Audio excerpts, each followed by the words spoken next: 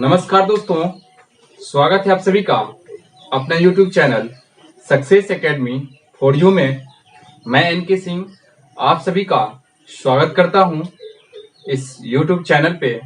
तो दोस्तों चलिए आज हम देखते हैं 10th का बीटीसी का जो मैथ है बिहार बोर्ड का, वह चैप्टर जो त्रिकोणमितीय परिचय है, उस चैप्टर में हम आप लोगों को लेकर के चलते हैं और उस चैप्टर से संबंधित कुछ जानकारी है, इसको इस वीडियो में हम लोग देखेंगे और जानेंगे कि त्रिकोणमिति आखिर क्या है। जैसे बड़े बड़े आपको बिल्डिंग है, बड़े बड़े भवन है, बड़े बड़े मीनार है, जैसे कुतुब मीनार कहते हैं, इस सब का हमको हाइट नापना है, डिस्टेंस नापना है, समुद्री मार्ग में आपको नापना है, तो ये सारे कुछ हम त्रिकोणमिति के हिसाब से कर सकते हैं। साइंटिस्ट हो या वैज्ञानिक हो या आप कह सकते हैं इंजीनियर्स हो, ये इन सबको बहुत ज्यादा मददगार होता है त्रिकोणमिति से।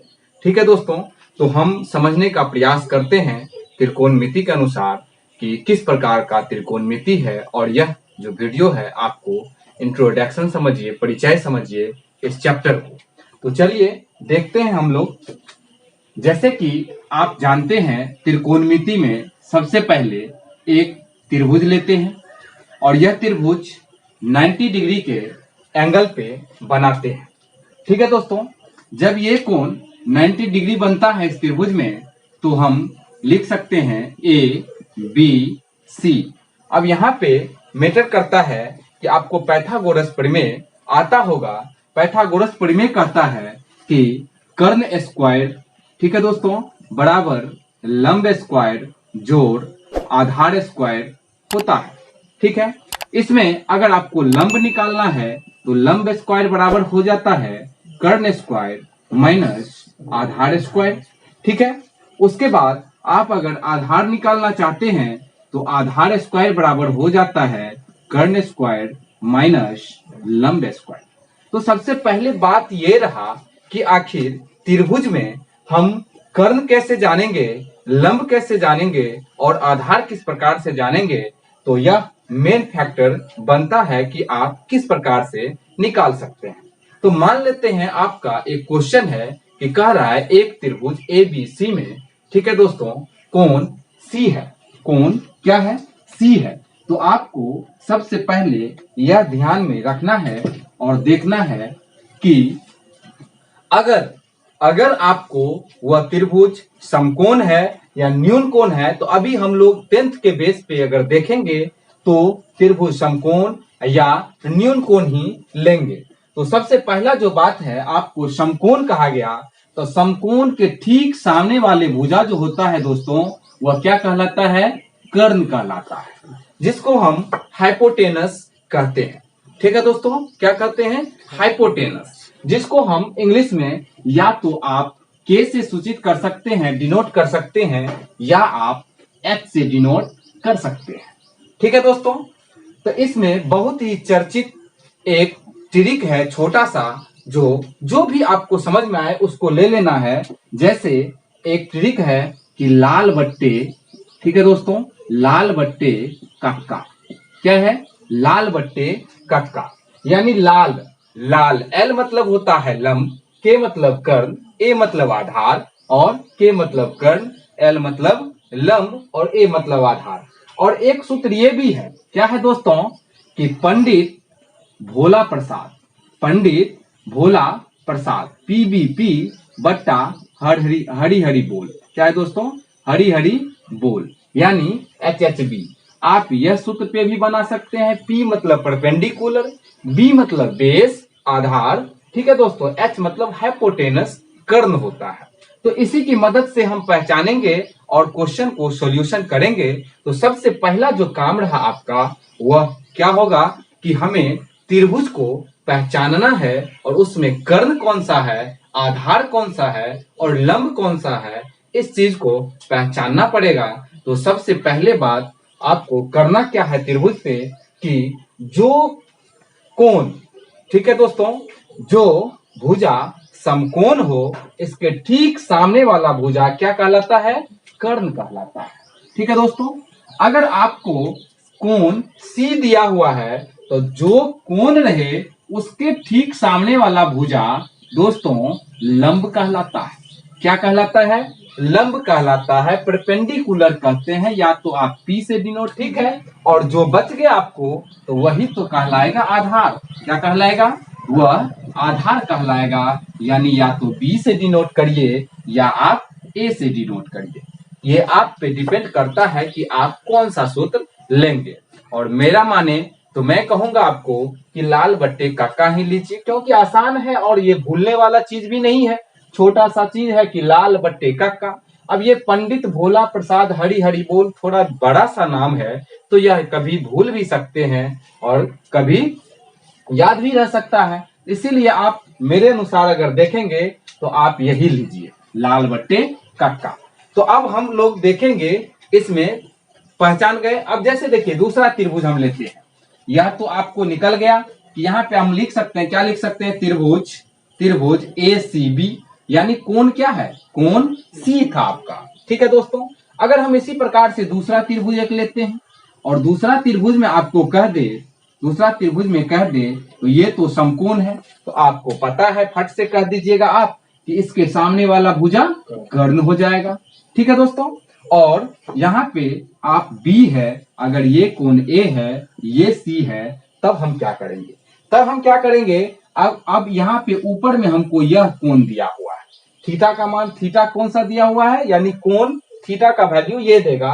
तो आपको पता है कि कोण के ठीक सामने वाला भुजा क्या कहलाता है? लंब कहलाता है। क्या कहलाता है? लंब कहलाता है। और आपको जो भुजा बच गया वह आधार कहलाएगा। ठीक है दोस्तों। तो इतना समझने में आप सभी को दिक्कत होना नहीं चाहिए। ठीक है। अगर फिर भी दिक्कत होता है तो वीडियो को आप रिपीट करके देख लेंगे तो समझ जाइएगा। अब हम आगे बढ़ते हैं और इस चैप्टर में, ठीक है दोस्त, यहाँ पे त्रिकोणमितीय अनुपात को देखेंगे। तो त्रिकोणमितीय अनुपात कितना बन सकता है? आपको पता है कि तीन भुजा, त्रिभुज किसको कहते हैं? जो क्षेत्र तीन भुजाओं से घिरा हो, नहीं, जिसका मान 180 डिग्री हो, उसी को ना हम त्रिभुज बोलेंगे। तो आप देखिए कि यह तीन भुजा से घिरा हुआ है और तीनों भुजा का नाम है, आधार है, कर्ण है, लंब है।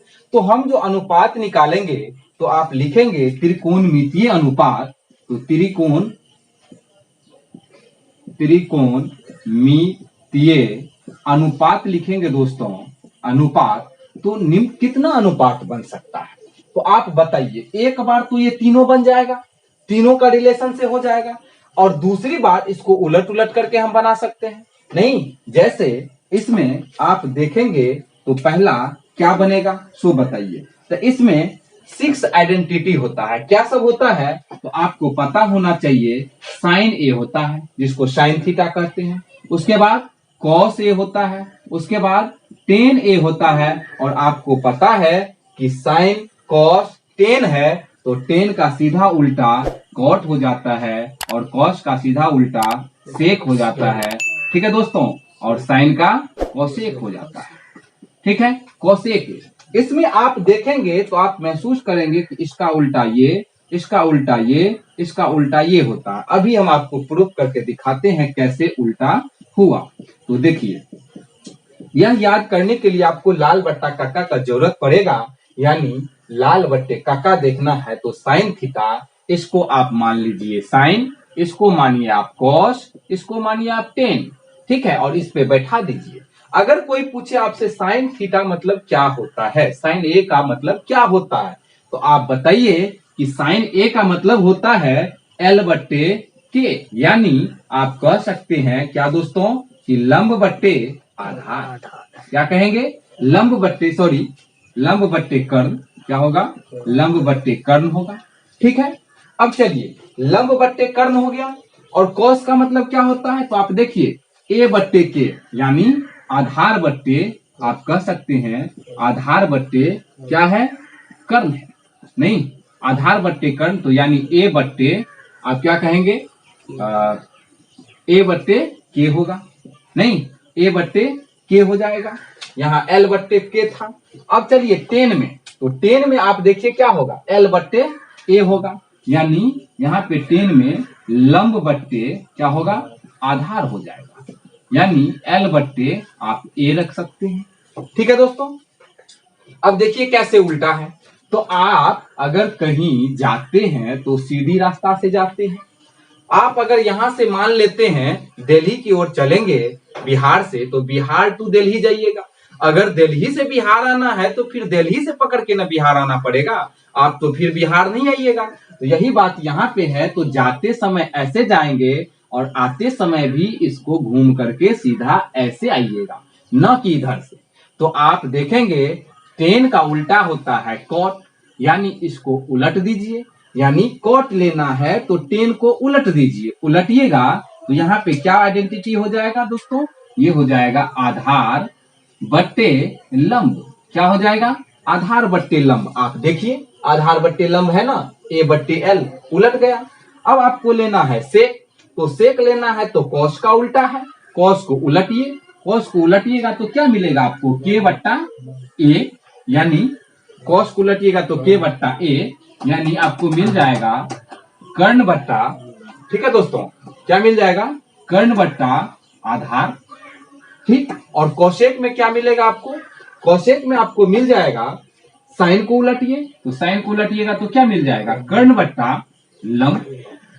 ठीक है, यानी इसको के बाय एल कह सकते हैं। ठीक, इस प्रकार से डिनोट करिएगा और इसको बार बार देखिएगा, तो इसको उलट करके आप रेशियो ले सकते हैं। ठीक है, आप यहां पर देखिए, यहां पे रेशियो अगर लेते हैं तो एक चीज ये देखिए, किसके किसके साथ? एक बार आधार को कर्ण के साथ लीजिए, तो आधार अनुपात आप कर्ण लिख सकते हैं नहीं? तो इसी को उल्टा अगर रेशियो आप पढ़े होंगे, अनुपात पढ़े होंगे, तो जो पहला रहता है इसका आधार बट्टे क्या होता है? आधार बट्टे कर्ण। तो आधार बट्टे कर्ण क्या होता है? आधार बट्टे कर्ण खोजिए। आधार बट्टे कर्ण कॉस होता है। क्या होता है? कॉस थीटा आधार बट्टे कर्ण होता है। अब आप देखिए, एक बार आधार के साथ कर्ण के साथ बना, तो एक बार आधार को आप किसके साथ लेंगे? लंब के साथ लीजिए। यह दो रेशियो सब में बनेगा। आधार का काम खत्म है, अब आप कर्ण को लीजिए, तो कर्ण के साथ किसका बनेगा? कर्ण के साथ बन जाएगा आपको लंब का एक बार। ठीक है दोस्तों, फिर कर्ण के साथ बन जाएगा आपको आधार का।